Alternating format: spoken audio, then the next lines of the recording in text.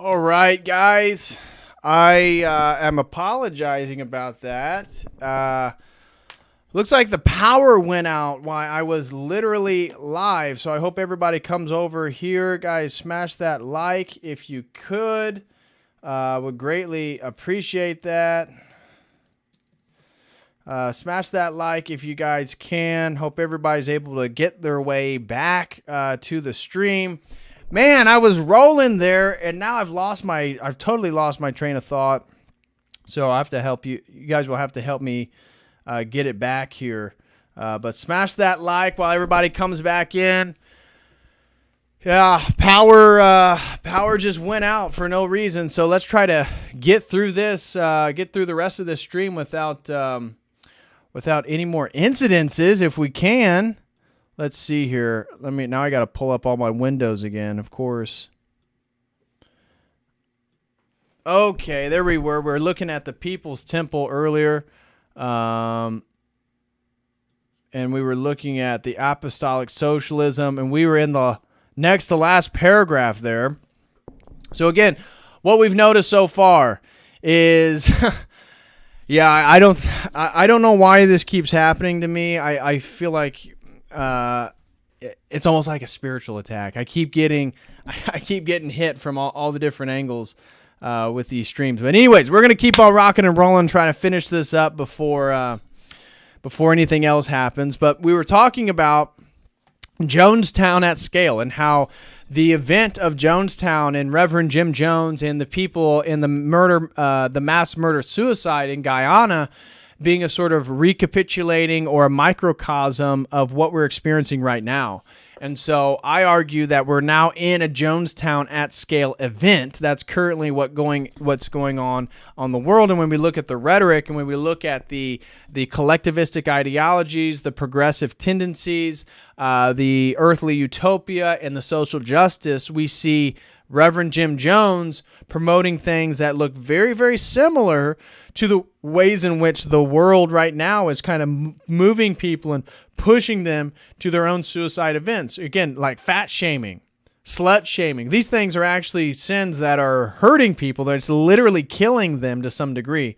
And yet at the same time, the world is getting people, it's pushing people to kill themselves. So we're going to continue here, and then I wanted to show you guys a few things. That's why I hopped back on here. If I was almost done, I wouldn't get back on, but I wanted to show you guys. I got audios of Jim Jones that I wanted to share with everybody. So the first known case of serious abuse in the People's Temple arose in California as the Planning Commission carried out discipline against members who were not fulfilling Jones's vision following the rules. Jones' control over the members of the People's Temple extended to their sex lives and who could be married. Some members were coerced to get abortions. Jones began to require sexual favors from the wives of some members of the church. Jones also raped several male members of his congregation. And so there it is. And I was right when I was getting ready to get to this part. Of course, everything cut out. But there it is. We see the homosexuality. We see the sexual degeneracy in this cult. Jim Jones himself raped multiple male members. He forced people's wives to have sexual relationships with him. He raped multiple women. He fought, again, he would sleep with some of the members and force them to give birth to his son and have other people raise it. And that was another thing that was so interesting about Jonestown is once they, in 1973, when they officially started Jonestown and got it, everybody was living there, that they believed in collective rearing of children. So the people who were living in Jonestown, when you gave birth or you had a child, in a way you had to give up sole authority of that child so that the group raised the child. And it talked about, in one of the documentaries I watched, it talked about how children would go without seeing their biological parents for days on end. They were raised by the collective, sometimes weeks before they would even be able to talk with their biological parents. And we're seeing, again, we're seeing aspects of this in the world right now. So anyways, we're seeing aspects of this, and that's why I thought this was such a useful microcosm to look at the situation we're in now. Members who rebelled against Jones's control were punished with reduced food rations, harsher work schedules, public ridicule and humiliations, and sometimes with physical violence. As the temple's membership grew, Jones created a security group to ensure order among his followers and to ensure of his own personal safety. The group purchased security squad cars and armed their guards with rifles and pistols. So now what I want to do is show you guys a few little things here. And so one of them is there's a really good documentary that I was watching, and I'm going to bring this over here now. We're going to watch just a little bit. And so we're going to go through some of the things that I wanted to show you. But here's the first one. Here's the first one is Jim Jones actually literally confessing that he only became a minister so that he could further his radical Marxism. So check this out. Let me turn the speed down. The speed's going to be at 1.25 just so it's not identical to whoever made this documentary, but here we go. Destroying communists in America, that he started his own scheme. So on down the road, I became even more alienated by that event. I decided, how can I demonstrate my Marxism? The thought was, infiltrate the church. You see, this is Jim Jones' audio tape recovered by the FBI. Even though Jones... So his goal was to infiltrate the church. Let me fast forward through here. Some of the things I wanted to show you. Was an open communist, he managed to become a student pastor at a local Methodist church, where his charismatic speaking earned him a small following. It really was brought to my attention by a very kindly... I pause because of, again, feeling that it can reflect on others. A man who had a great deal of conscience that seemed to be compatible to my views, who was a church administrator of a denomination, and he encouraged me to think about being a pastor, and so I did. I very quickly did. But Jim Jones soon left the church after it was revealed that they refused a mixed... Okay. So this is back before he moved the church over to California. Yada, yada, yada. Okay. I want to show you a little bit of like what he was like. So here is some footage that they produced themselves in Guyana of him basically talking about the utopia they're establishing. Life in Jonestown was bleak. Jones would force his followers to watch Soviet propaganda documentaries and would give lectures about the revolution and alliances with the Soviet. An ex-cult member, Deborah Layton Blakey, recalls that, frequently, at temple meetings, Jones would talk nonstop for hours. At various times, he claimed that he was the reincarnation of either Lenin, Jesus Christ, or one of the variety of other religious or political figures. Members would work 6 days a week with near 12-hour shifts every day, with only an hour for lunch. Even then, much of the food needed to be imported, and on some days, the only thing that would be served was rice and beans. We're just getting ready to leave. These are potato chips made from plantain, and they're more delicious. They're a combination of a potato chip and a French fry. And radishes, You don't know what you're missing down here? They make their own buns and hamburgers and the leafy green vegetables. By the way, we just won first prize from the national government of Guyana for our leafy green vegetables. Here are the people at the table eating an afternoon snack. You see Pepsi-Cola's here for 3 cents, American money. That sounds appetizing, doesn't it?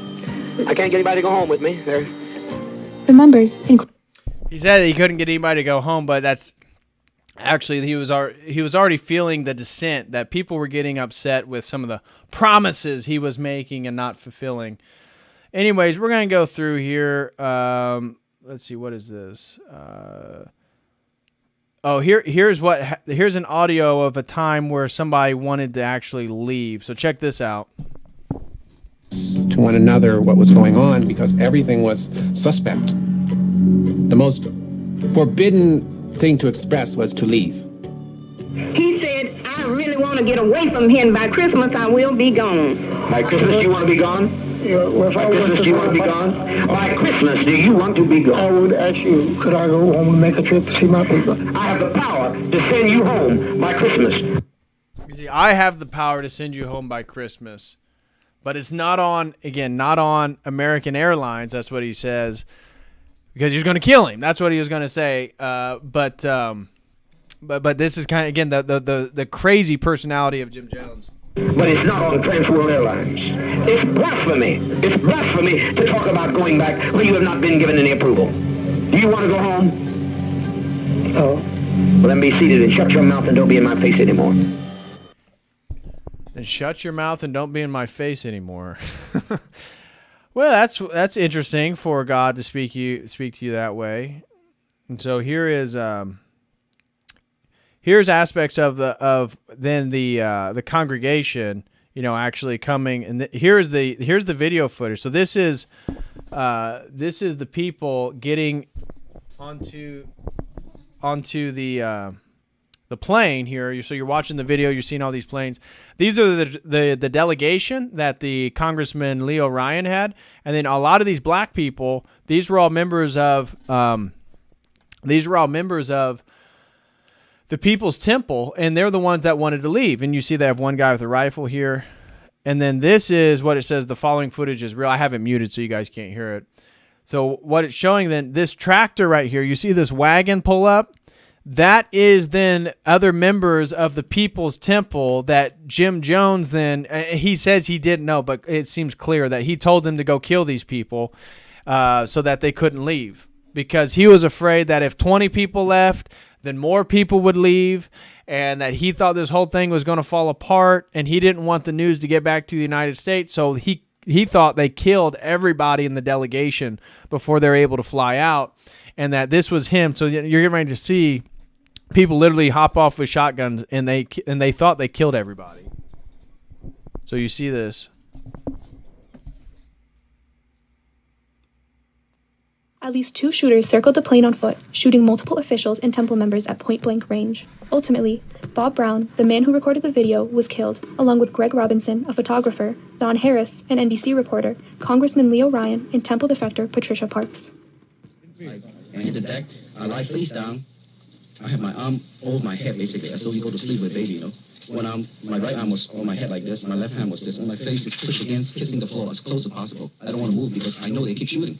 And next thing I heard, they were walking towards us, one of the men.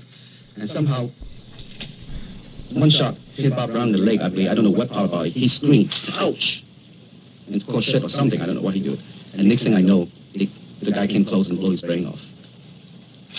And next thing I know, I say, oh, next one would be me who get killed, right? So I just didn't think about it. I just think about my little daughter. And the next thing I know, I have tremendous pressure.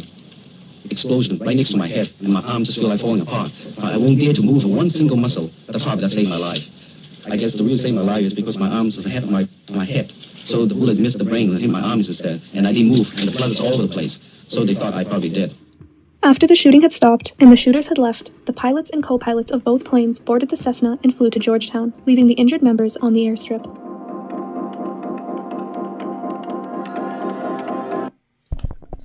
Guys, smash that like for everybody who's live. I know we lost a lot of our audience, but for the 40-some people that are still with us after the power outage, smash that like, please. And I'm going to get to the super chats, both those that were before the break and after. So I will be reading those in just a moment. So if you'd like to support the stream, feel free to send in a super chat. Again, and I'll be giving a special shout out to anybody over at Rockfin, although we're no longer live on Rockfin. I would definitely do that as well. So again, shout out to everybody who's still live with us. Smash that like. And now I want to show you guys what happened after this. So now we get into the murder-suicide event. And I want to play some of the audio tapes because this is what I found so interesting. So now what I'm getting ready to play for you is the final event. So Jim Jones ordered, again, we had U.S. Congressman Leo Ryan there. We had a 20-person delegation with NBC News correspondents, NBC News cameras, multiple journalists, photographers, and then 20-odd people of the People's Temple decided they wanted to leave Jonestown, and they went with them. And so then now Jim Jones, they left and he knew that they're going to go be killed. So now he's calling everybody to this building right here. You kind of see this is the building where he would give his sermons, where he would give his messages. He'd give his lectures. And that's where he tells people, again, they've been rehearsing these white knight rehearsals where people drink Kool-Aid. They're told it's poison. And then he tells them, no, it's actually not poison. Everybody's fine. And everybody's then very elated, but he's doing it as a test of fidelity. Will you do it? If I tell you to drink it, will you do it? Well, eventually, it comes to the real deal. This is no longer a rehearsal. And he tells the people, and that's what I'm going to play for you, the literal, so you can imagine, after they've killed these people, at least parts of it, now he's telling, this is the audio of him telling the people 40-some minutes before everybody dies. He gives a speech, and you can actually listen to the whole thing. It's called The Death Tape. The Death Tape. If you put in Jim Jones, The Death Tape, I have it right here, actually. This is it. You see, I understand, I wish to proceed. It's called Warning Graphic Jonestown Mass Suicide Tape, full recording. It's 40-some minutes. You have to click. I understand, so that you can listen to it. But it's like 44 minutes, and this is the full audio of Jim Jones right before the mass suicide. So here, I'm going to play this, and then I'll pick up afterwards because I think it's so profound. So check this out here.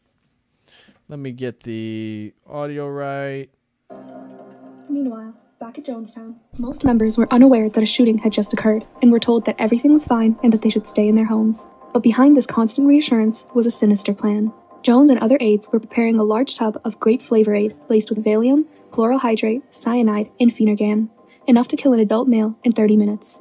After finishing the mixture, Jones called all temple members to join him in the pavilion, the usual place for group meetings. When they arrived, Jones told them all to drink the flavor aid mixture and explained that by drinking this mixture, they would be committing what he called revolutionary suicide.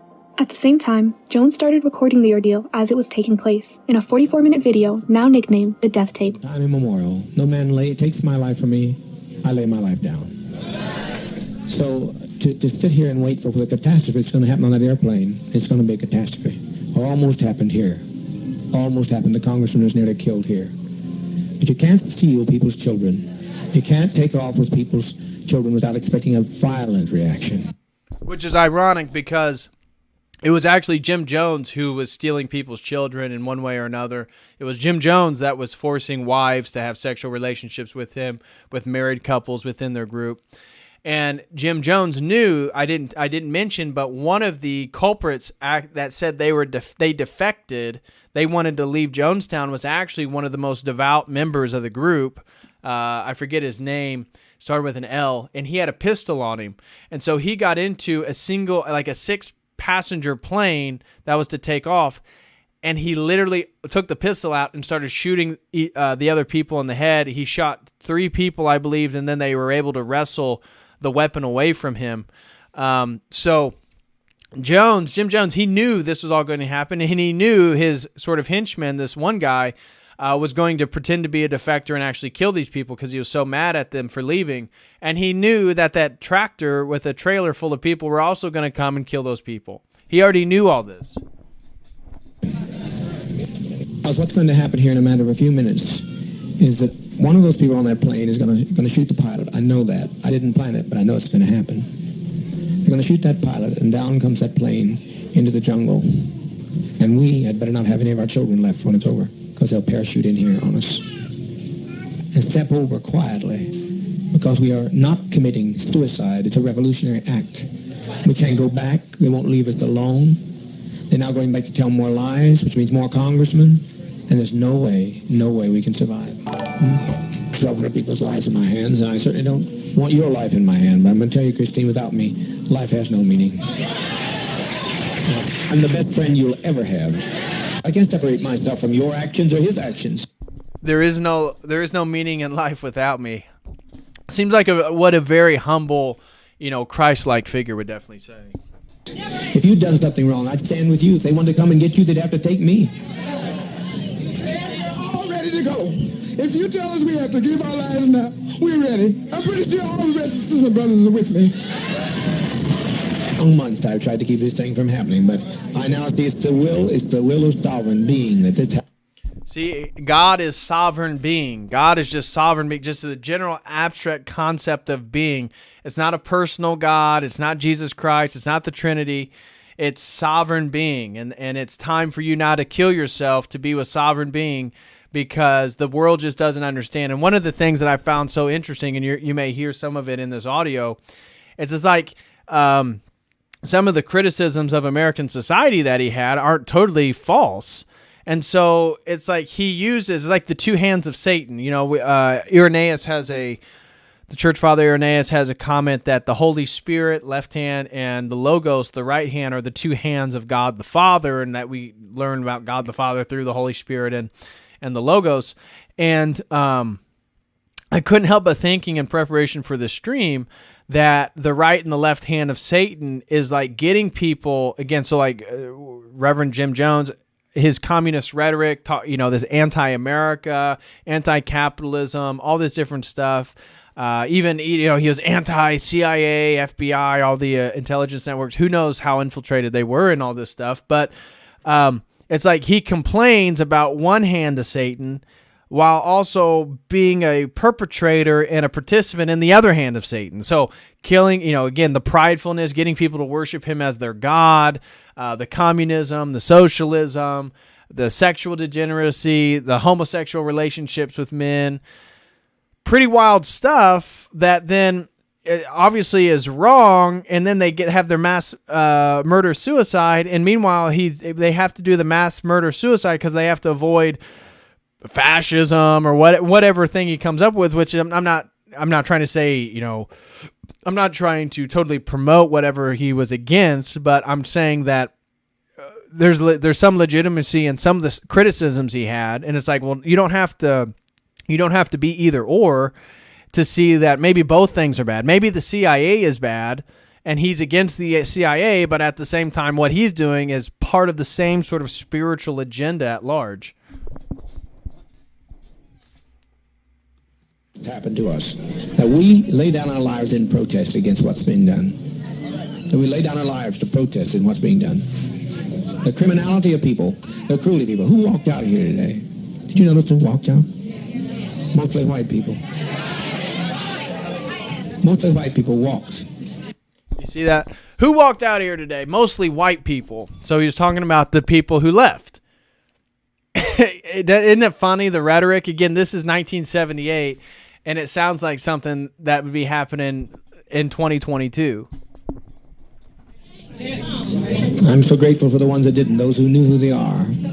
But there's no point. There's no point to this. We are born before our time. 18 minutes into the tape, the shooters who ambushed the delegation returned to Jonestown and informed Jones that the congressman was murdered. Yes, my love. At one time, I felt just like Christine felt. But after today, I don't feel anything because the biggest majority of the people that left here were white. And I know it really hurt my heart. Because broke your heart, didn't it? It broke my heart to think that all of these years that these white people have been with us and they're not a part of us. So we might as well end it now because I don't see... Talking, the congressman has been murdered.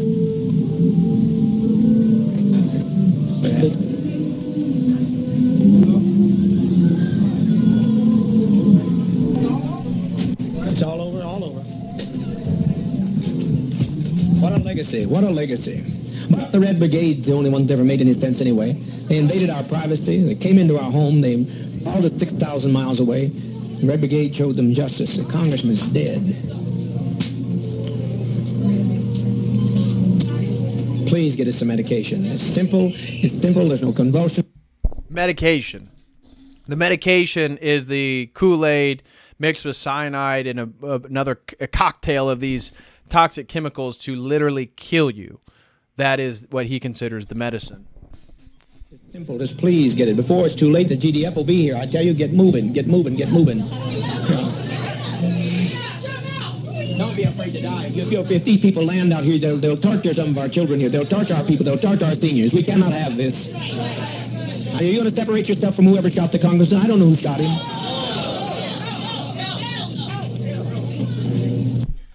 You see how he keeps doing that? You want to separate yourself from the person who shot the congressman? There's like this collectivistic ideology where like the whole group is guilty of any single group's problems. And he hinted this as a sort of savior messiah complex. Oh, if they want to come and get you, they're going to have to get me first.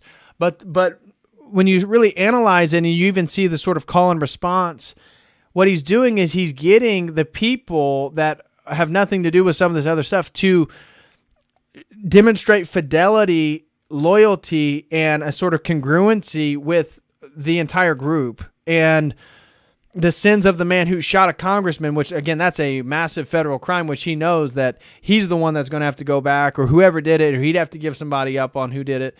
That, no, the whole group's responsible. You guys wouldn't want to separate yourself from that person, right? Even though that person killed somebody, that's totally wrong and it's unjustified. It was for justice. The congressman deserved it. He followed us here. And so just notice that when you listen to some of his stuff. Speaker Peaston, those had a right to go, and they had a right to... How many are dead? Oh, God almighty, God almighty. Patty Parks is dead. Do you have the others to endure long enough in a safe place to write about the goodness of Jim Jones? I don't know how in the world they're ever going to write about us. It's just... Think about that. They're getting ready to kill themselves, and a woman wants to know about how they're going to write about the goodness of Jim Jones. Think about the mental delusion. She's literally about to commit suicide, participate probably in also the murder of the children and the people who were refusing the medicine. And she's concerned about how the world's going to know about the goodness of Jim Jones. Again, unreal, and we see that cult-like behavior, the death cult that exists in the world right now. It's too late. It's too late. The congressman's dead. The congressman's dead. Many of our traitors are dead. They're all laying out there dead. I didn't, but my people did. They aren't crying from pain. It's just a little bitter tasting, but they're not crying out of any pain. Of the children here, a great deal, because of Jim Jones. And the way the children are laying there now, I'd rather see them lay like that than to see them have to die like the Jews did. So what are they talking about? They're talking about the children that were already dead, the children that they injected. There's some children that did drink the Kool-Aid voluntarily, but there were some children that were refusing to drink it because they knew it was poison, and so they injected them with the liquid, which then killed them. And what this temple member is responding to is looking around and seeing the children die. They're literally dead on the ground laying there. Remember, this is what it looked like. This is the final result of everybody drinking the Kool-Aid. They're looking around and they're watching the children die, and they're talking about how good it is. Which was pitiful anyhow. And I'd just like to thank Dad for giving us life and also death. So they're thanking Jim Jones for giving them life, which they're calling Dad. Again, you can see the Trinity, Christ, the whole inversion of all this stuff. They're thanking him for giving him life and also death. And I appreciate the fact, the way our children are going. Because, like Dad said, when they come in, what they're going to do to our children, they're going to massacre our children. And also the ones that they take captured, they're going to just let them grow up and be dummies like they want them to be. And not grow up to be a socialist like the one and only Jim Jones. They took us and put us in chains, and that's nothing. There's no comparison to this. They robbed us of our land, and they've taken us and driven us, and we tried to find ourselves. We tried to find a new beginning, but it's too late. You can't separate yourself from your brother and your sister. No way I'm going to do it. I refuse. I don't know who fired the shot. I don't know who killed the congressman. But as far as I'm concerned, I killed him. You understand what I'm saying? I killed him. Die with respect. Die with a degree of dignity. Lay down your life with dignity. Don't lay down with tears and agony. There's nothing to death. It's like Max said. It's just stepping over into another plane. Don't be this way. Stop this hysterics. This is not the way for people who are socialists, communists to die. No way for us to die. We must die with some dignity. Please, keep your emotions down. Keep your emotions down. Children, it will not hurt if you'll be quiet. If you'll be quiet. Death is... I tell you, I don't care how many screams you hear. I don't care how many anguished cries. Death is a million times preferable to 10 more days of this life. If you knew what was ahead of you, you'd be glad to be stepping over tonight. It is unclear if any members initially thought that this was just another White Night rehearsal, but even if members wanted to run away, the pavilion was surrounded by armed guards. In the recording, Jones used many techniques to convince people to follow his instructions. First, he frames the act of committing suicide as the only possible option in the current circumstances. One cult member, Christine Miller, even suggests an alternative, but was immediately shot down by Jones. Guys, also look at how this works and associate that with again how some of the rhetoric we got during the pandemic about maybe some of the medical procedures. Think about the medicine that Jim Jones used, the Kool-Aid, and maybe think about the ways in which, again, the Jonestown at scale effect that I'm arguing is actually causing people to then commit the same self-murder suicide. Look at some of the rhetoric he uses. Well, I said let's make an airlift to Russia. That's what I say. I don't think nothing is impossible. How are we going to believe it? How are you going to airlift to Russia? Well, I thought they said if we got in an emergency, they gave you a code to let them know. No, they did. They gave us a code that they'd let us know of an issue, not us create an issue. There's no, Christine, it's not worth living like this. Not worth living like this. I think that there were too few who left for 1,200 people to give them their lives for those people that left. You know how many left? 20 odd. That's a small 20 odd. Compared to what's here. 20 odd. But what's going to happen when they don't leave? You mean the people here? Yeah, what's going to happen to us when they don't leave, when they get on the plane and the plane goes down? I don't think it'll go down. You don't think it'll go down? I wish I could tell you were right, but I'm right. Jones also frames the act of committing suicide as finally being at peace and escaping the hellish world he claimed they were living in. I said I'm afraid to die. I don't think you are. I don't think you are. But I look at our babies and I think they deserve to live. I agree. You know? But also they deserve, what's more, they deserve peace. We all came here for peace. And have we had it? No. I tried to give it to you. I've laid down my life practically. I practically died every day to give you peace, and you've still not had any peace. You look better than I've seen you in a long while, but it's still not the kind of peace that I wanted to give you. As the temple members finished taking the poison, the guards of the temple were called in to do the same. After the ordeal, Jones was found deceased with a gunshot wound to the head, consistent with being self-inflicted. However, some people in Jonestown survived. So, anyways, guys, that pretty much does it for again the Jonestown event. You guys can look a lot of this stuff up if you'd be interested. So here's the interesting part. Now I'll indulge you in a little bit of conspiracy. Is how was the CIA involved? And so, again, I told you this would be a whole stream in itself if you wanted to dive deeper into it. But in 1979, Joseph Hollinger, a former aide to Congressman Leo Ryan, the gentleman who was killed, right? He was killed. His delegation was killed. They were murdered as they were trying to leave Jonestown because some of the people, the members, defected and wanted to go back to the United States, claimed that Jonestown was a mass mind control experiment conducted by the CIA. Huh. Well, that would definitely be consistent with MK Ultra. A 1980 newspaper column by Jack Anderson also claimed that the CIA was involved in the Jonestown massacre and speculated that Deputy Chief of Mission of the U.S. Embassy in Guyana, Richard Dollar, had his ties to the CIA. In 1980, an investigation of the United States House Permanent Select Committee on Intelligence found no evidence of CIA activity in Jonestown. In 1987, the Jonestown Carnage, a CIA crime, was published in the Soviet Union, claiming that group members were assassinated by CIA agents and mercenaries to prevent further political immigration from the U.S., as well as suppress opposition to the U.S. regime. Political scientist Janos Radvany cites the book as an example of Soviet active measures during the 1980s to spread both disinformation stories and enemy propaganda against the United States, adding, "It's hard to imagine that anyone could believe so ridiculous a story." According to religious studies scholar Rebecca Moore, in the 23 years since the deaths in Jonestown, conspiracy theories have blossomed and a number of sophistication. So I'm not going to, again, dive too deep into those things, but if anybody is interested, and again, I had more stuff, like this is the entire the entire audio. So let me share this in the live chat for those that are interested. This is the full 44-minute audio of Jim Jones right before the mass suicide. If somebody was interested in looking at it, guys, smash that like if you could. I'm getting ready to go to super chats here.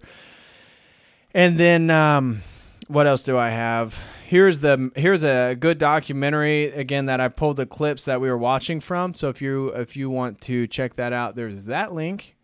And then you can pull up the Wikipedia pages. This one was one I thought I might play. But this is Jim Jones in his own words talking about, explains why he sexually abuses his members and stuff like that. Again, consistent with mind control, consistent with everything that we've talked about on this stream before, but I'm not going to dive too much deeper into it. Technically, if the stream didn't go out, I'd be live for about 2 hours now. So, we're going to now go over to Super Chat. So, guys, please smash that like. Thank you all so very much for participating in today's stream. Again, the Jonestown effect, not effect, effect, is my argument that the event in Jonestown, the cult that was created by Reverend Jim Jones, is actually a very useful microcosm to look at what's happening at scale around the world. And what I'm talking about is a deliberate mass suicide event. And I began by talking about how some of the appealing narrative and rhetoric of Reverend Jim Jones and why he was able to amass such a large and devoted following was the ideas of communism and socialism, collectivistic ideologies, the promise of an earthly utopia, and the use of social justice, the rhetoric of social justice, of which he would then get these African-American individuals to sign over their house, sign over all the money they have, sign over all their possessions in the name of racial equality. The People's Temple was actually taking property and money away from the most vulnerable, the people that they said they were trying to protect. Sound familiar? And so the idea of this social justice, racial equality, all this stuff that they were doing, obviously wasn't the real reason behind their message, but it was very appealing. And I wanted to tie in today's stream how the rhetoric of Jonestown and Reverend Jim Jones is consistent with the Great Reset. It's consistent with the New World Order.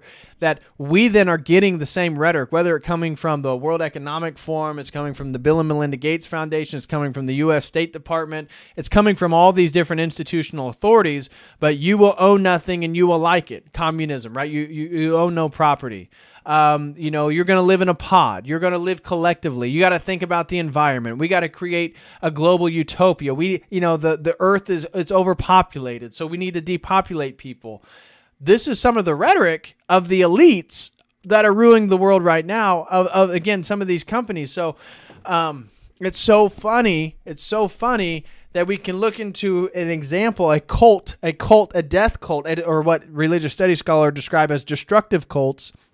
We can look at the destructive cult of the People's Temple and see how it so ironically matches up to so much of what we're seeing right now. And who was the boogeyman for Reverend Jim Jones?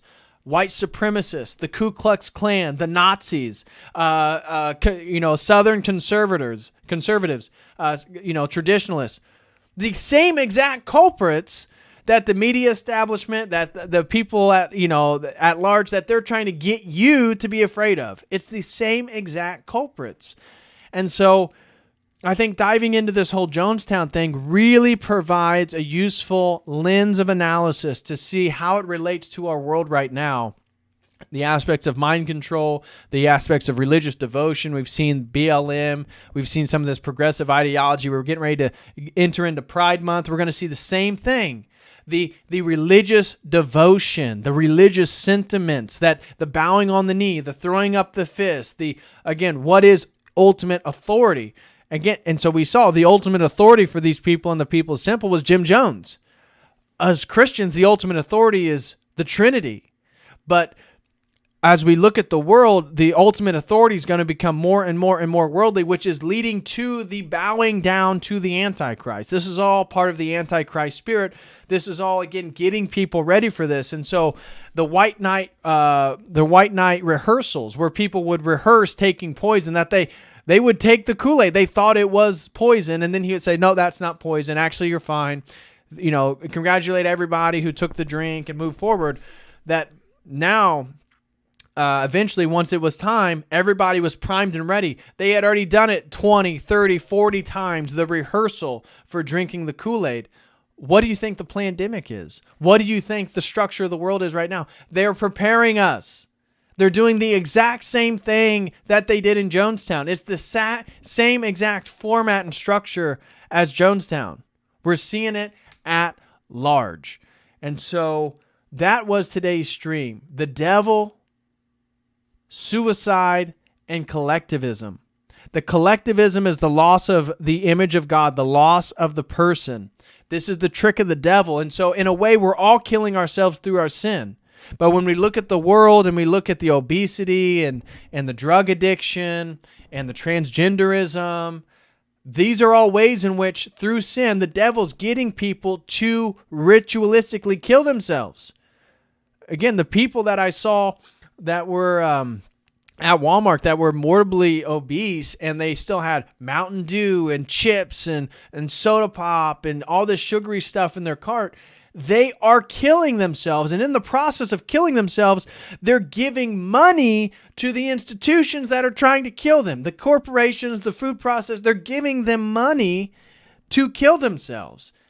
Exactly like the members of the People's Temple. Exactly like Jonestown. And so it's so useful once we start to look at this as a lens of analysis for the world at large. We are reliving the Jonestown murder-suicide event at scale. And so, yeah, theirs ended in, 1978. Well, the powers that be are waiting till 2030. So it's the same thing. It's happening. We can see it. And so that's why I thought it would be a useful stream. So guys, please smash that like. I hope you enjoyed today's stream topic. I apologize that the power went out and it got split up. So the stream has actually been split in two. I've relabeled this one part 2. So anybody who missed it, you can still check out the first part. And then once I was able to, went live again on here. So guys, thank you so much. I'm going to dive into some of these super chats now. So really, really appreciate it. Thank you very, very much. First super chat comes from the Bone Man 538. Bone Man 538 throws in $10 and says, they get the perks of what was previously available to everyone via freedom, and by participating in the death cult, get a few years of licentiousness in exchange for the incorruptible crown of Christ. Yes, great comment there, Bone Man. Thank you so much, man. I've got to read that one again, actually. And so Bone Man 538 says for $10, they get the perks of what was previously available to everyone via freedom. And by participating in the death cult, they get a few years of licentiousness in exchange for the incorruptible crown of Christ. And that, amen, dude. And that is the recapitulation of the Jonestown event. And this is the spiritual war. The spiritual war is trying to get you to commit suicide, kill yourself. And so that's what we have to be careful for. Make sure we're always going to sin, but make sure we're not as complicit in that own suicide. Thank you so much, Bowman 538. Next one comes from JC Mustian, and throws in $5 and says, I'd love to hear your take on Rudolf Steiner. His philosophy seems woven through a lot of natural health and medicine and regenerative agricultural stuff I'm into. Yeah, I've had multiple people request a Rudolf Steiner stream. It's a big topic, and I will do that eventually. I just been so preoccupied with some of the 2 videos that people paid me to make that I'm still getting ready to get out. And then I was really busy with school stuff. Now I'm getting ready to fly to California Tuesday. So I will definitely keep this in mind. JC Mustian. Multiple people, you're not the first one. Multiple people have told me that I need to do a stream on Rudolf Steiner, so I absolutely will do that when available. So God bless you, brother.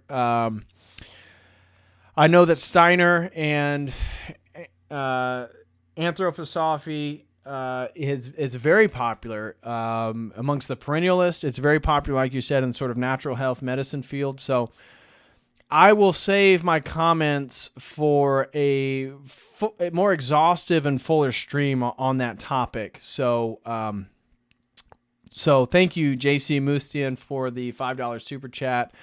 I will definitely in the future do a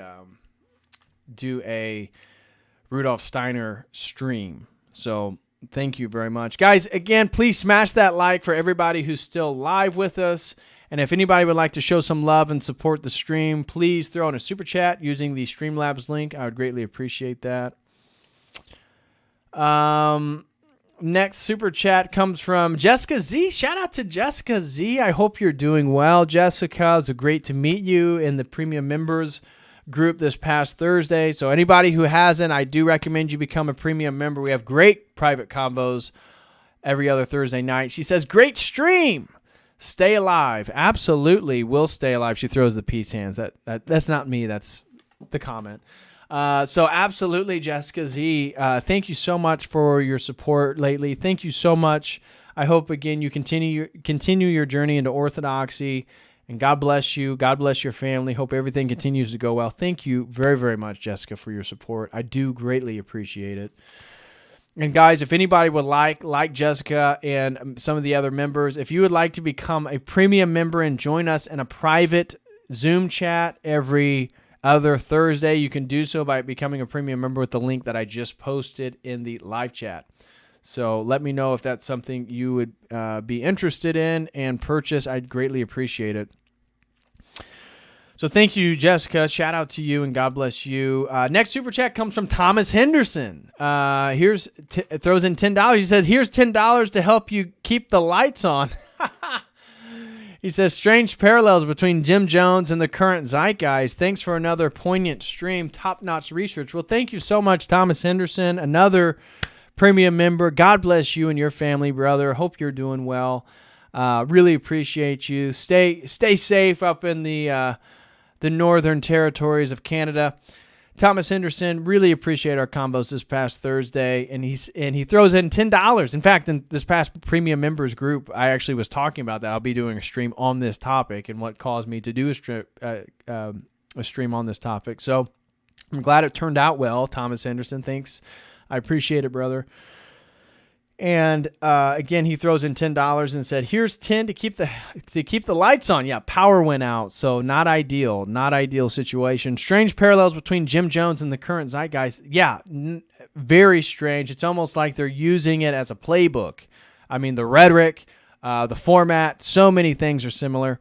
And Thomas says, thanks again for another poignant stream, top-notch research. Well, thank you so much, Thomas Henderson. And again, God bless you and your wife. Thank you very much for all your support. And then last super chat comes from Rachel Wilson. Shout out to Rachel Wilson, throws in $5. Shout out to Rachel and Andrew Wilson. Hope you guys are doing well. God bless you and your family. And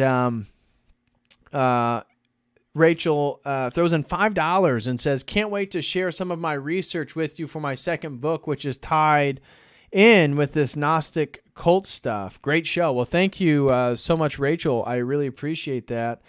And yeah, I can't wait to hear some of the research you found for your new book. I'm sure there'll be plenty of parallels with my own research. So really looking forward to that as well. And guys, that looks like it. Like all the super chats. Again, special shout out to Jungmi Malmsteen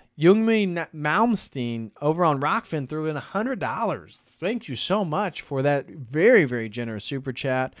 I really appreciate that, Jungmi Malmsteen. So thank you so much. Really appreciate that. Guys, that looks like that is all the super chats. Thank you all very, very much for being here. Again, if you would like to have access to those private meetings on Thursday nights, please become a premium member. If anybody be interested in signing up for a one-on-one session, you can do so with this link here. And if you'd like to sponsor a stream, you can do so with this link here. I got 2 streams on the way that people have already purchased, so those will be coming in soon. All right, guys.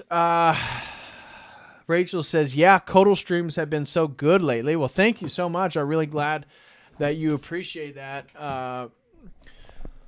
And just looking through some of the chats, I don't see anybody. Rachel says, that's a sick jacket, DPH. Well, thank you so much, Rachel. I'm glad you like the threads here. I appreciate that.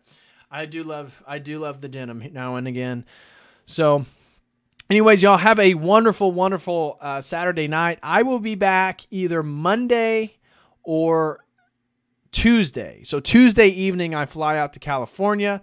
So I'll be back with another stream either Monday or Tuesday.